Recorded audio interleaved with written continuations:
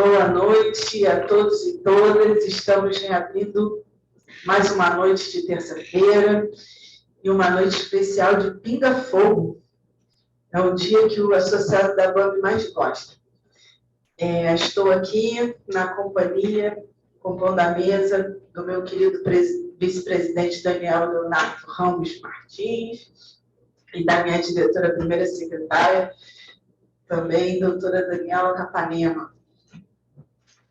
Quero cumprimentar todos que fazem parte da internet, que estão aí no módulo virtual, ao nosso queridíssimo tesoureiro, doutor Emílio, Marcelo Citribal e todos os outros que eu não estou conseguindo me enxergar aqui. Peço desculpas, mas recebam meus cumprimentos. Agradecer a presença de todos aqui, presencialmente na LAN. E vamos iniciar os trabalhos com o nosso Pinga Fogo. Alguém trouxe algum tema específico para a gente poder debater? Doutora Alessandra? Pois não, doutora Emília. Nós tivemos uma palestra muito boa com o doutor Ângelo sobre a holding familiar. Achei muito interessante. Ele está presente também. Por acaso presente tem algum colega que tenha experiência também nesse sentido, da formação de holding familiar? Queria saber.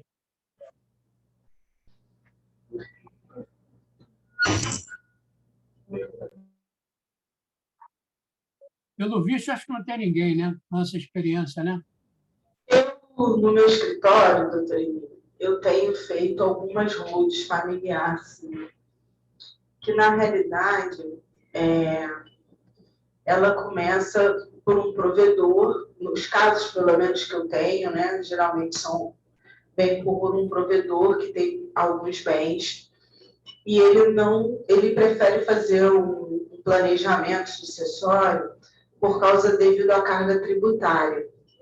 E aí tem também aquelas questões dos cônjuges de sua prole, né, que eles também querem proteger a cadeia sucessória originária, e também por muitos são donos de empresas, também querem proteger por causa de futuras ações, tanto trabalhistas como também execuções fiscais.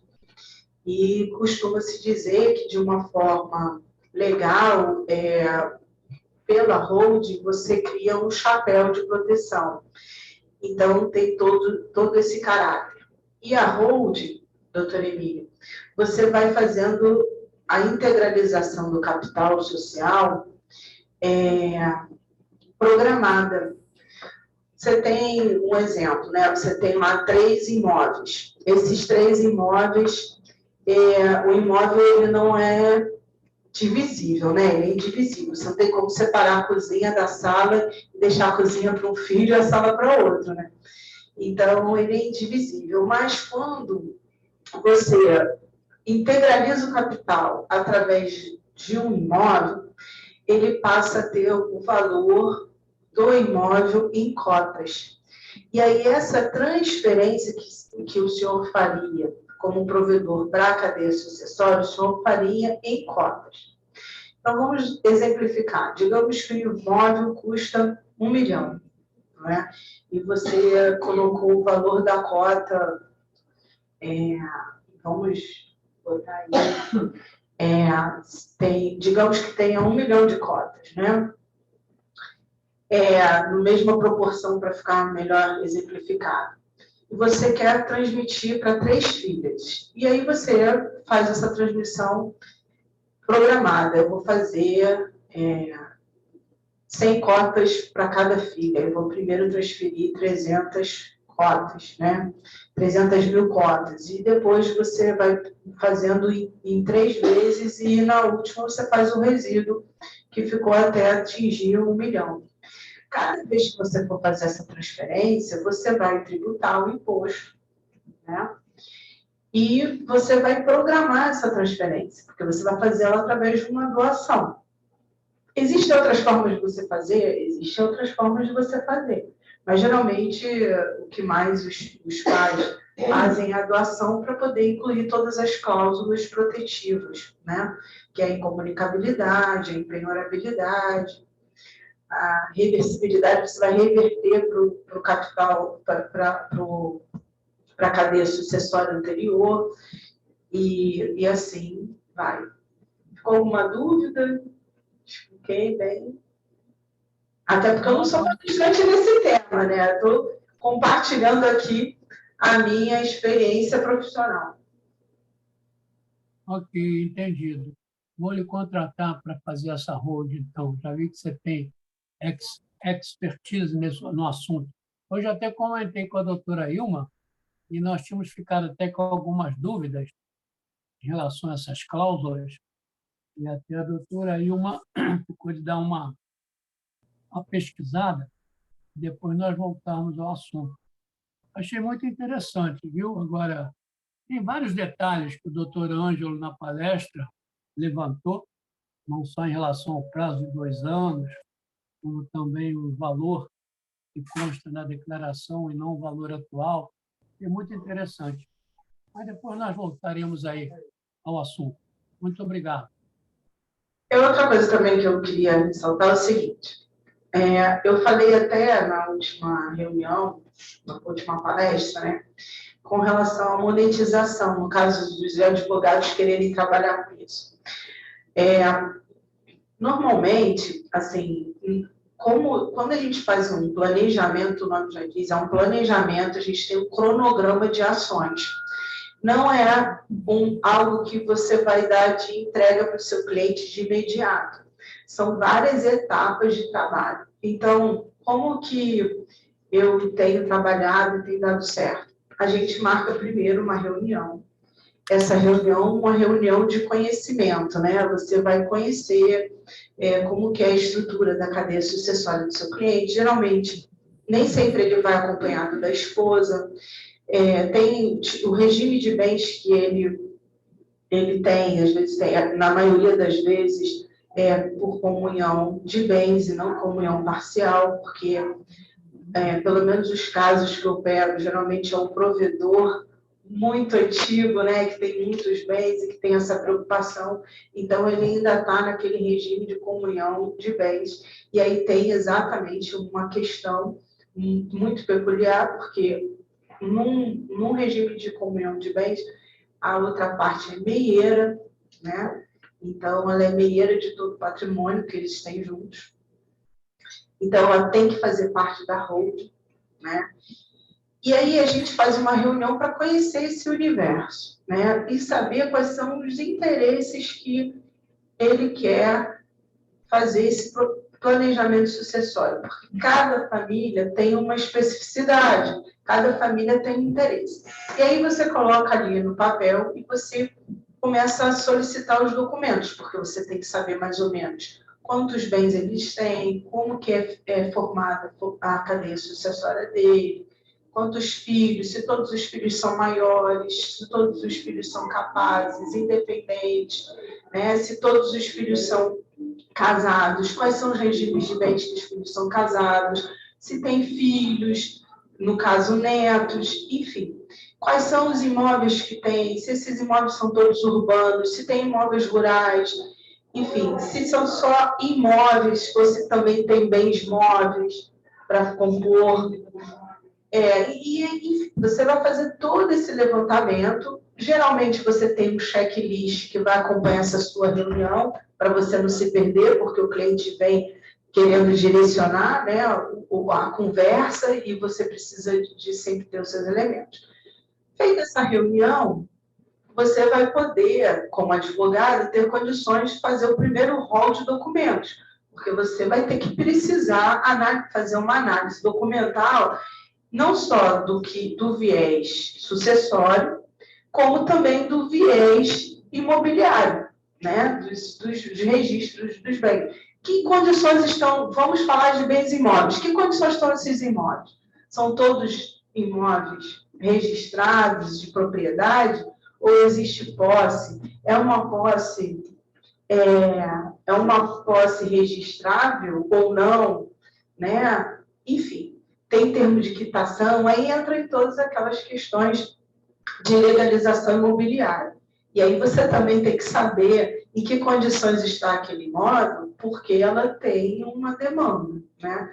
Por exemplo, tem um caso que esse cliente tem mais de 50 imóveis que ele adquiriu de herança do pai, né? Desses imóveis, alguns ele já passou para o nome dele, outros não. Então, cada imóvel, alguns são posse, outros não, né? Uns são rurais, outros não.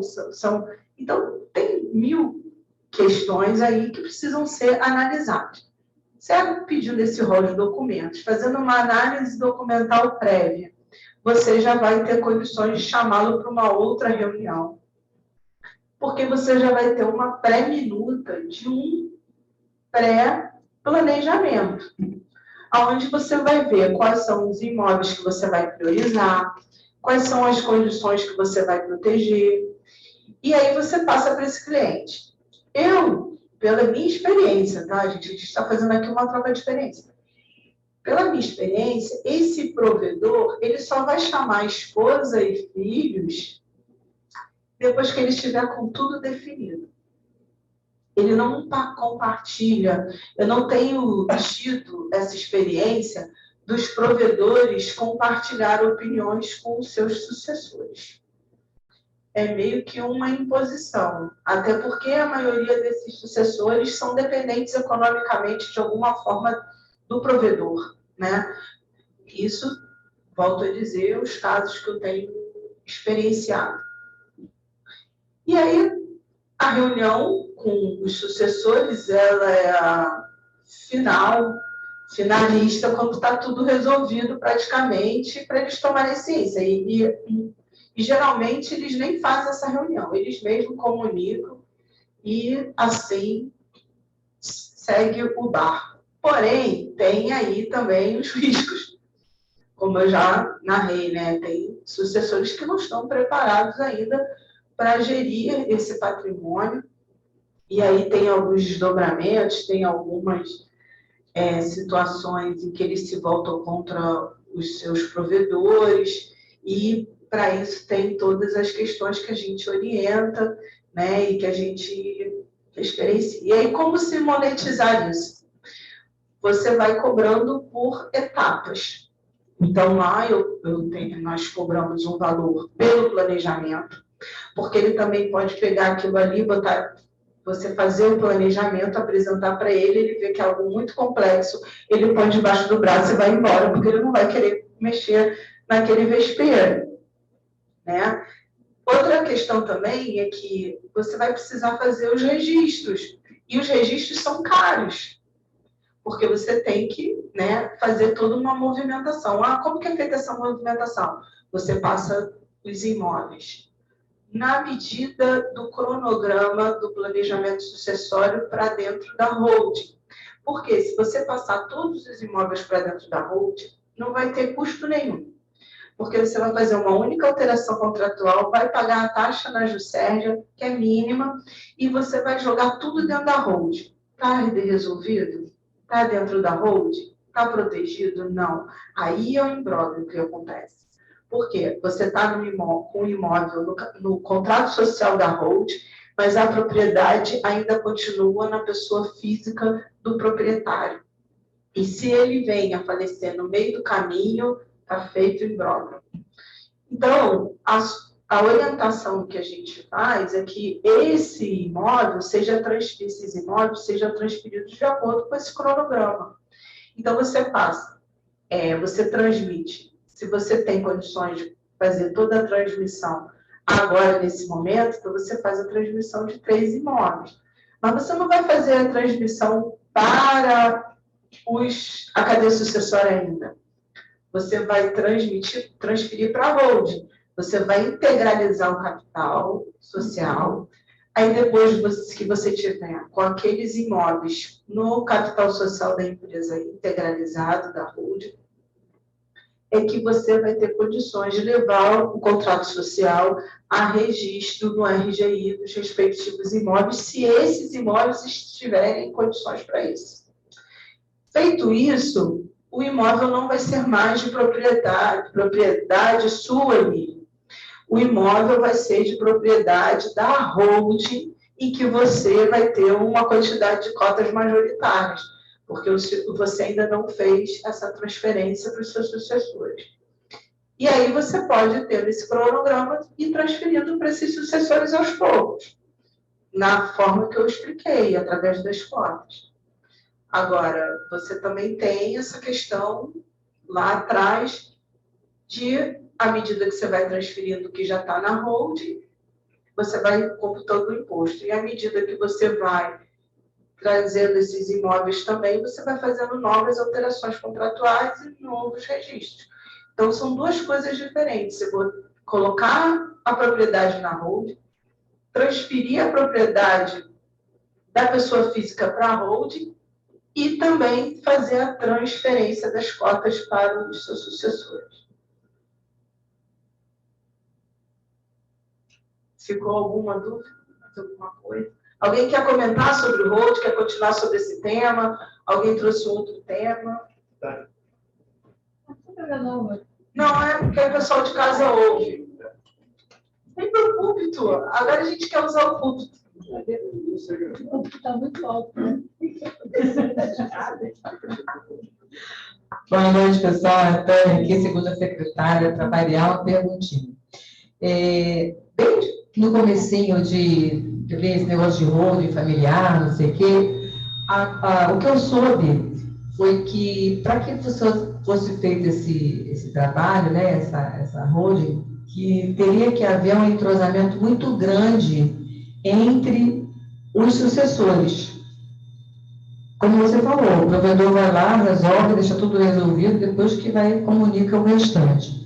Aí é o que eu digo, se houver um desentendimento, como é que essas coisas vão ficar pelo meio? Porque, uma vez que estão transferidas as cotas, eles vão ter disponibilidade, essas cotas não vão ter, como é que fica isso em termos práticos, vamos dizer assim, por conta dessa situação? Cláusulas contratuais. Você define como vai ser o funcionamento da empresa através das definições do contrato social. Existem duas modalidades, né? Assim, que acho que cabe falar aqui. Podem existir outras, mas eu quero falar dessas duas. Você pode fazer uma holding através de uma limitada, em que você vai ter um contrato social e nós estaremos falando em cotas. Mas também você pode fazer uma holding de sociedade anônima de capital fechado. E a gente até falou isso na palestra anterior. A holding de capital fechado é aquilo que a gente também comentou. Ela, eu acho, assim, eu particularmente acho que para que a gente faça essas delegações de poder e de administração da holding, até para o provedor continuar sendo o provedor e demandando, ela fica no estatuto mais bem administrado, porque aí você vai ter um conselho, enfim, tudo isso. Só que ela é cara. O custo dela é caro, porque você vai precisar de um contador em ambos os casos. Mas na limitada, todos os contadores que trabalham com empresa, eles vão saber fazer essa holding. Mas já numa SA não é qualquer contador, porque aí você vai ter que trabalhar com lucro presumido, aí você tem uma contabilidade mais complexa, entendeu? Então, tem todas essas questões. Agora, a gente consegue trabalhar na limitada cláusulas não só protetivas, como também que vão regulamentar a holding e regularizar a relação que vai existir entre os sócios, cotistas. E aí, no caso do falecimento do provedor, A gente prevê tudo isso. vai ficar, aquelas cotas já vão passar a ter, vamos dizer, vigência. Então, o que você conseguiu em vida, o provedor conseguiu em vida transmitir, está transmitido. O que ele não conseguiu, aí vai ter que fazer o inventário. Mas só daquela quantidade. Os impostos são muito bons. E você consegue programar isso, entendeu? Você consegue fazer uma programação disso. É o que eu tenho de mais interessante. É um debate, né? É porque o que acontece? Tem herdeiros que ficam, acabam se vendo com vários bens e a pessoa não tem nem como pagar pelos aqueles impostos todos, né? Então, a gente precisa vender bem, só que isso dentro de um inventário é um caos, né? Só que até vou trazer aqui um provimento que foi publicado ontem, 77 de 2022, da Corregedoria, que é uma inovação e vai beneficiar assim, muita gente. Eu não tive como fazer uma coisa assim mais bonitinha, porque eu faço parte da Comissão de Direito Notarial Registral da Barra, e eles compartilharam, foi publicado ontem no Diário Oficial. Teve uma alteração do artigo 556 e do artigo 308 do Código de Normas da Corregedoria, para possibilitar a venda de imóvel que compõe o acervo hereditário, independentemente de autorização judicial. A alienação será por meio de escritura pública. Então, foi acrescentado os artigos 308A, 308B, 308C e 556A e 556B. E o que vai acarretar essa mudança? Ela vai viabilizar que herdeiros descapitalizados obtenham os recursos necessários para o pagamento do ITD e dos emolumentos necessários para o processamento e conclusão do inventário. Então, além disso, né, claro que a Fazenda está fazendo isso também justamente para ter uma arrecadação, porque a gente sabe que às vezes a pessoa não tem como pagar ITD. O que ela faz? Ela vende de boca, ela faz contrato de gaveta, ela faz tudo, mas ela não regulariza aquele imóvel, né? E a Fazenda fica a ver navios porque as gerações vão passando e imposto de transmissão, que é bom, ninguém consegue pagar, né? Porque cada ano vai aumentando. Então, e aí como que eles fazem para amarrar isso? Na escritura pública, fica vinculado que parte do preço da compra, no caso da venda, vai ser para pagar os impostos e os emolumentos. A princípio aqui, tá, porque eu não consegui, não deu tempo de receber isso agora à tarde, mas a princípio os emolumentos têm que ser depositados antecipados, mas também tem uma exceção aqui de que se de fato não tiver nem como pagar os emolumentos, também vai vincular o preço da venda para pagar os emolumentos. Aí, o que acontece? Quais são as exceções? Quem não vai poder fazer esse tipo de transação? Nos casos de imóveis que estejam fora do estado do Rio de Janeiro, no caso de inventário que não puder ser feito pela via extrajudicial e quando constar indisponibilidade de bens quanto a algum herdeiro ou meio. Essas são as exceções. Mas eu gostaria até de me comprometer aqui a me debruçar sobre essas alterações e da gente depois fazer um apanhado com mais detalhes. Mas é uma coisa que todo mundo tem alguém que não consegue fazer um raio de uma venda de um imóvel que o inventário simplesmente não anda, né? O juiz não nomeia o avaliador some, o avaliador não consegue avaliar, é um caos, né? Certidão para cá, certidão para lá. Inclusive, eu vou tentar entender melhor a lei, amanhã eu vou essas alterações, para entender até dos inventários que já estão, né, no curso judicial, se pode pegar, assim, pontualmente um imóvel só. Olha, eu quero fazer esse imóvel aqui de forma extrajudicial. Porque se tiver inventariante nomeado judicialmente, eu acho que não precisa fazer escritura declaratória de nomeação de inventariante. Então, de repente, eu não consegui, deu tempo de ler, mas de repente pode até pegar uma coisa ou outra do inventário para fazer extrajudicialmente, se não tiver nenhum impedimento, né? Se não tiver menor.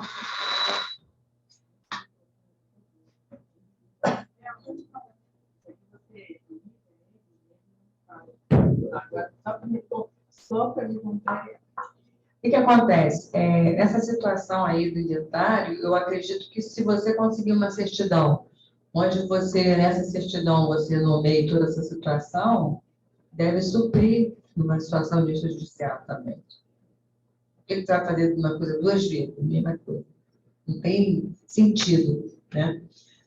Agora, eu não sei, essa parte da holding, se a pessoa tiver muitos bens, né? Se tiver um imóvel só, será que vale a pena fazer isso tudo?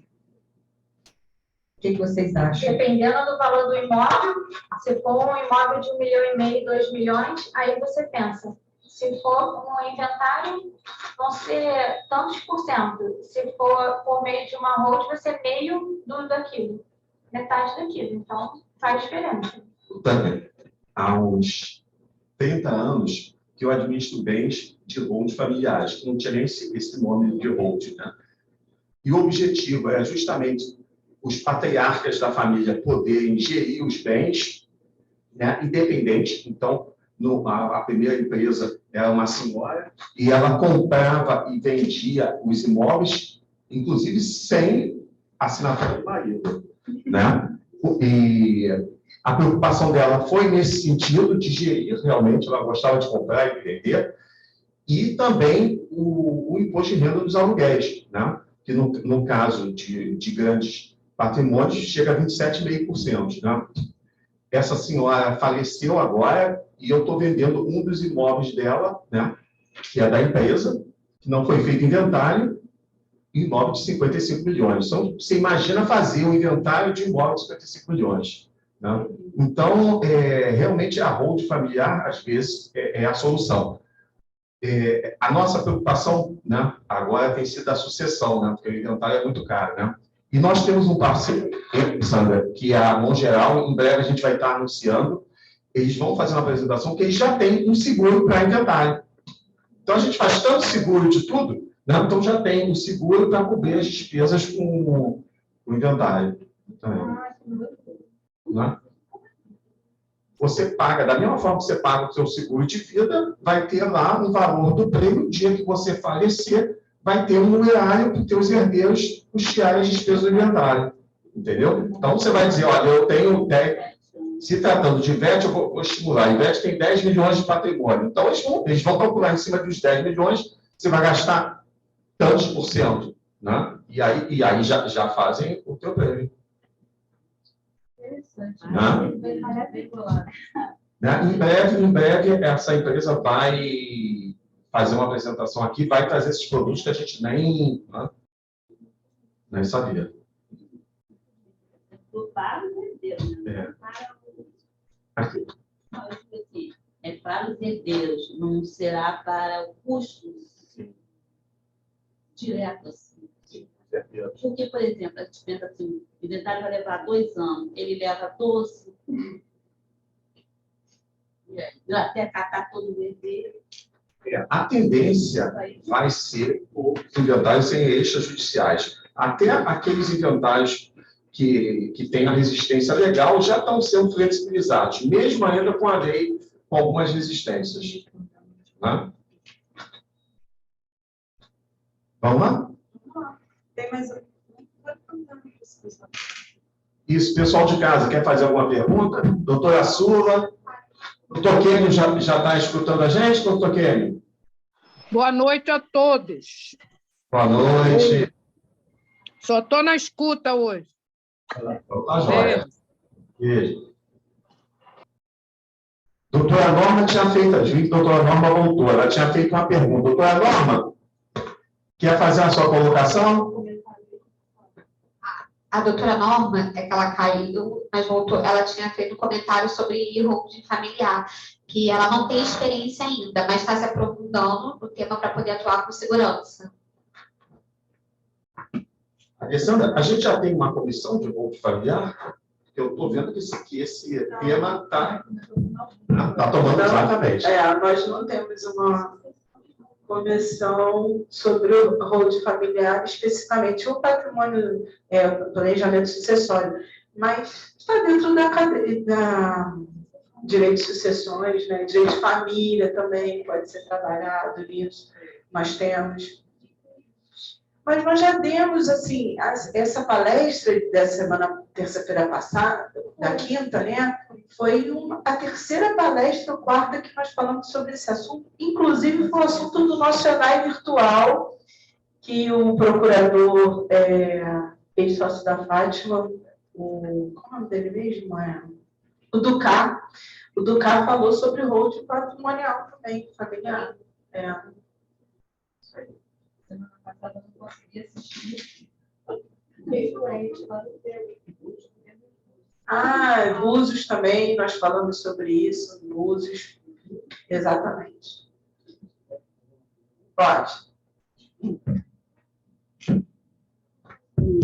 Artigo, só um minutinho, 1793 do Código Civil dispõe que a escritura de cessão de direito hereditário tem que ser instrumento público. Eu estou aqui, público.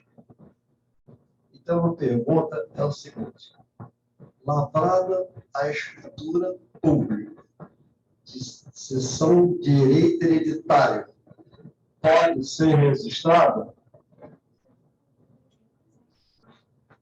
Pode ser registrado?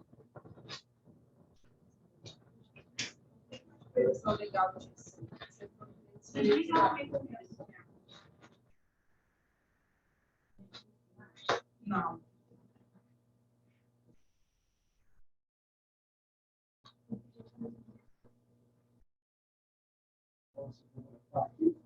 Se você já tem a resposta, é uma retórica.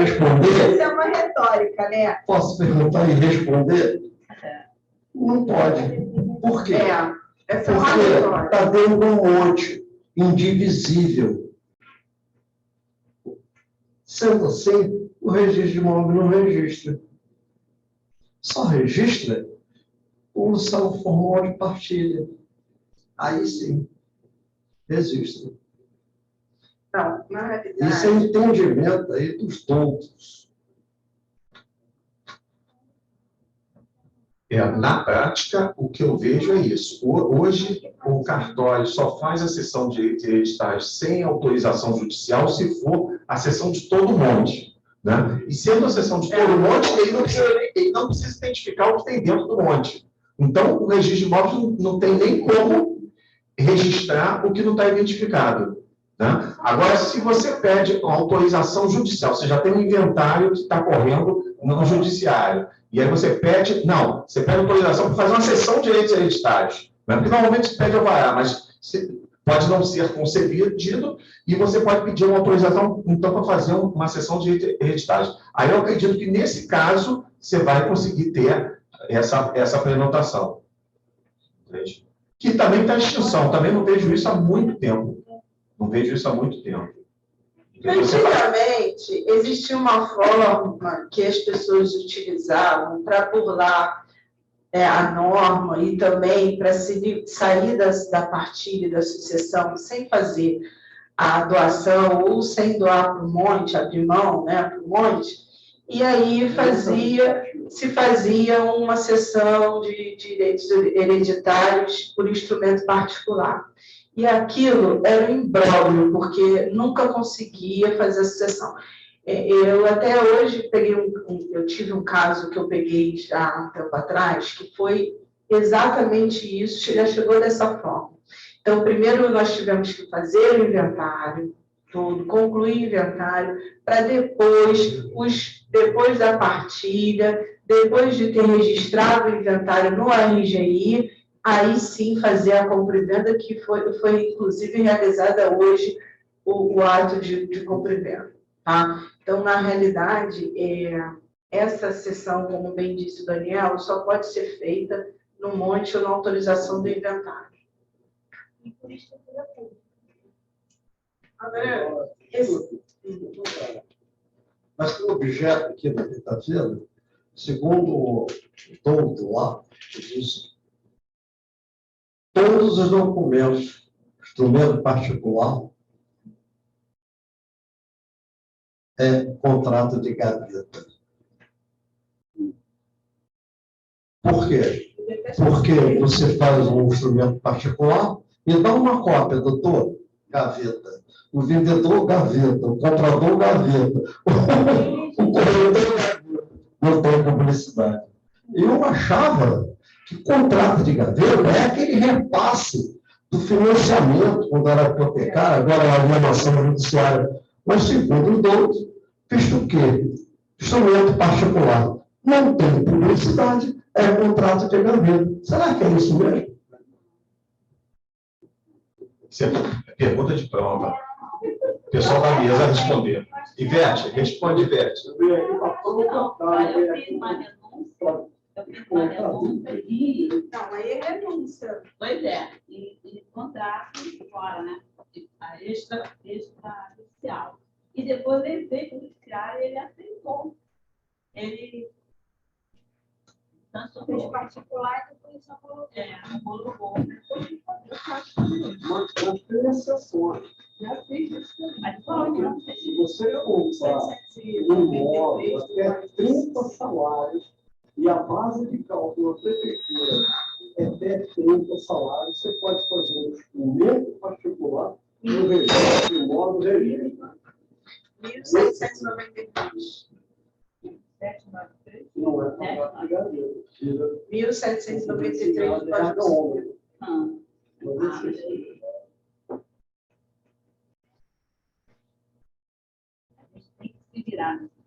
Então, na realidade, eu entendo que a cessão de direitos hereditários só pode ser feita depois de aberta a sucessão, como o Daniel bem falou, ou então até a homologação da partilha, né? Isso. E precisa de autorização. É o pacto da Corvina, né? Não tem herança de pessoa. Agora, esse termo que o senhor usou, de contrato de gaveta, é um termo que me deixa arrepiada, entendeu? Porque eu acho que esse termo não existe, né? Contrato de gaveta é um termo que, para mim, não existe no meu ordenamento jurídico. Não, até então, o meu também não existia. Mas eu posso repetir isso. Por quê? O contrato de gaveta, o instrumento particular, você contrapõe com aquele contrato que foi registrado, que tem publicidade e RO11. Mas ele não é feito também em cartório, é feito em cartório. Os cartórios agora têm emolumentos para fazer qualquer ato. Vamos ao artigo 1.793 do Código Civil Brasileiro. Quer ler? Lê você, já que estamos.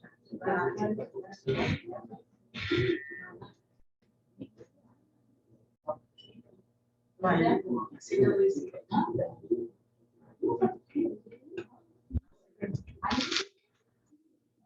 O direito à sucessão aberta, bem como o quião de que dispõe o coerdeiro, pode ser objeto de cessão por escritura pública. Parágrafo 1º. Os direitos conferidos ao herdeiro, em consequência de substituição ou de direito de acrescer, presumem-se não abrangidos pela cessão feita anteriormente. Parágrafo 2º. É ineficaz a cessão pelo coerdeiro de seu direito hereditário sobre qualquer bem da herança considerado singularmente. E o parágrafo 3º, ineficaz é a disposição, sem prévia autorização do juiz da sucessão, por qualquer herdeiro de bem componente do acervo hereditário pendente à indivisibilidade. Ou seja, só depois da partilha. Só depois da partilha. Respondida a sua pergunta, eu só que fosse pegar a gente aqui, você teria uma fé. Você, por favor, coloca aí, mas existe o doutor Google, que ele não deixa ninguém passar por situação difícil. A gente consegue resolver tudo. Outra coisa, quinta-feira é logo ali.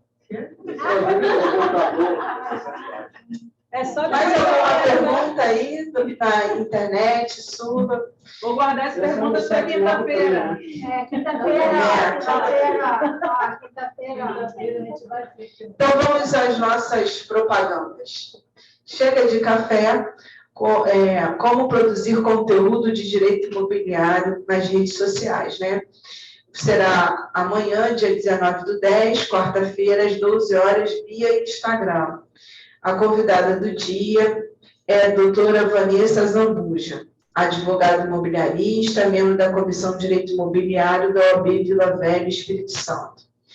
Convido a todos para participar desse evento que vai ser na internet, no Instagram, que é um evento que a ABAME começou para também atrair novos seguidores e disseminar um pouco nossos estudos jurídicos e também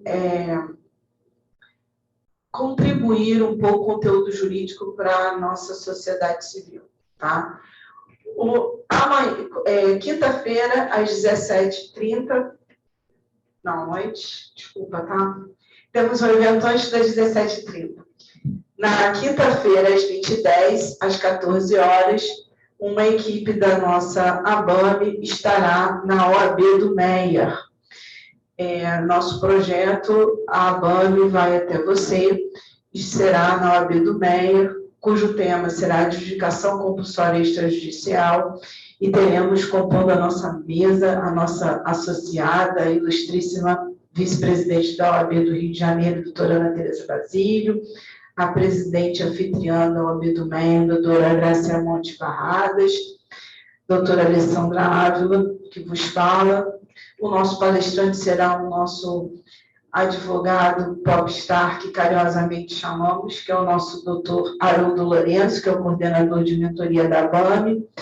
Temos também a presença da doutora Rafaela Barradas, que é a presidente da OAB Jovem, aqui requisitou a nossa presença, porque ela disse que os jovens da OAB do Meier estavam precisando com bastante interesse nas demandas extrajudiciais de imobiliário. E também estará presente o doutor Francisco Egito, que é o presidente da Comissão de Direito Imobiliário e Condominial da OAB do Meier. E às 17h30 nós teremos a palestra, que na realidade é a Oficina de Prática Jurídica, que também é mais um projeto que a nossa instituição está promovendo, que é uma mesa redonda, é um trabalho de debates, de ideias, experiências, que vai ser ministrado pelo nosso mentor, doutor Hélio Souza Cruz, cujo tema é como evitar pegadinhas na compra e venda de imóvel usado. Essa oficina jurídica vai ser apenas presencial, no módulo presencial, às 17h30, e as inscrições são limitadas. Então, se você quiser participar desse evento, que é imperdível, por favor, faça suas inscrições com a nossa secretaria. A nossa ABAME também tem participado de alguns eventos, apoiando alguns eventos, e nós estaremos apoiando um evento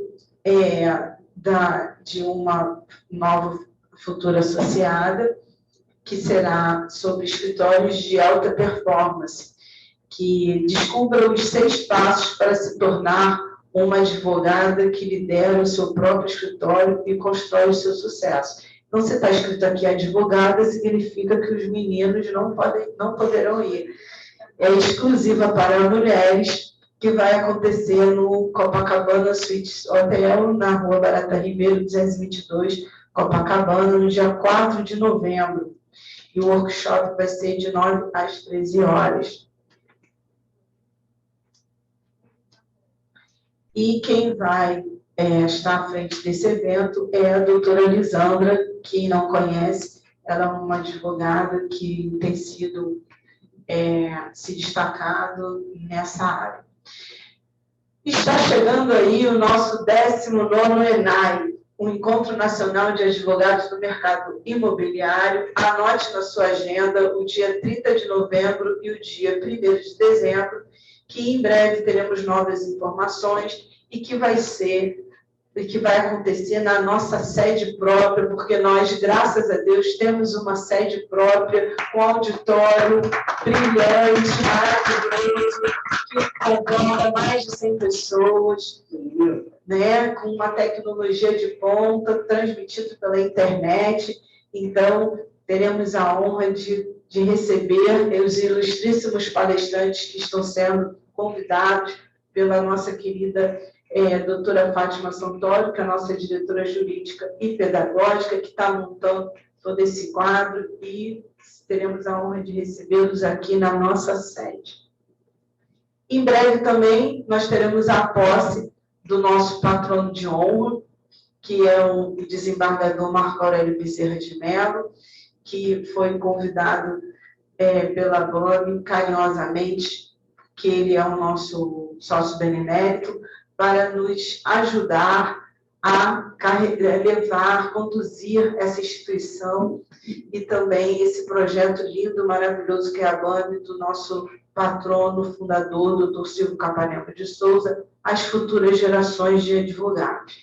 Então, nós não temos como dar continuidade a esse trabalho sem um patrono presente e nosso Conselho Deliberativo, a nossa diretoria achou que a pessoa mais adequada para estar do nosso lado nesse momento, numa obra de Silvio Capanema, seria o desembargador Marco Aurélio Bezerra de Mello.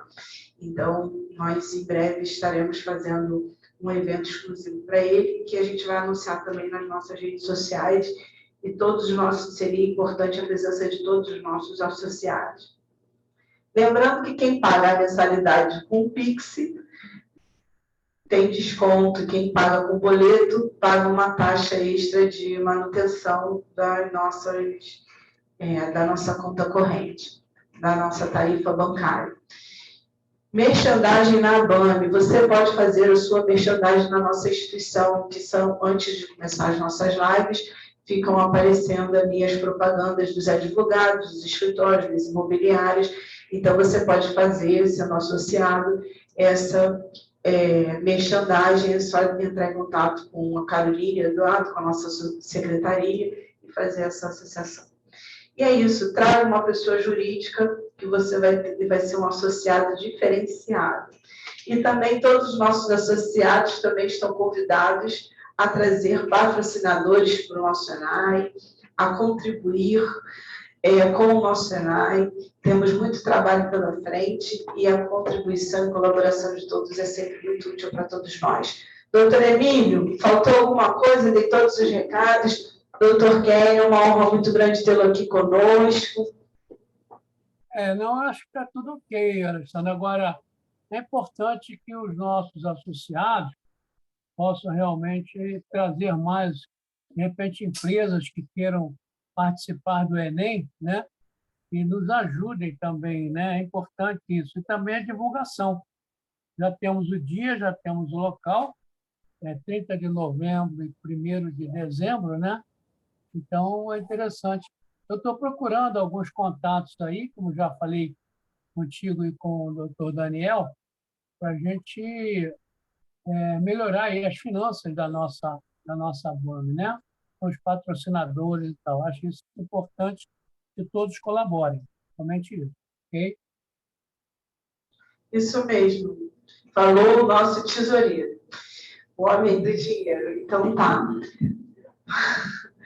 Então, dou por encerrado os trabalhos da noite de hoje. Agradecemos a presença de todos e até quinta-feira. Forte abraço. Até quinta. Boa noite. Boa noite a todos. Boa noite a todos.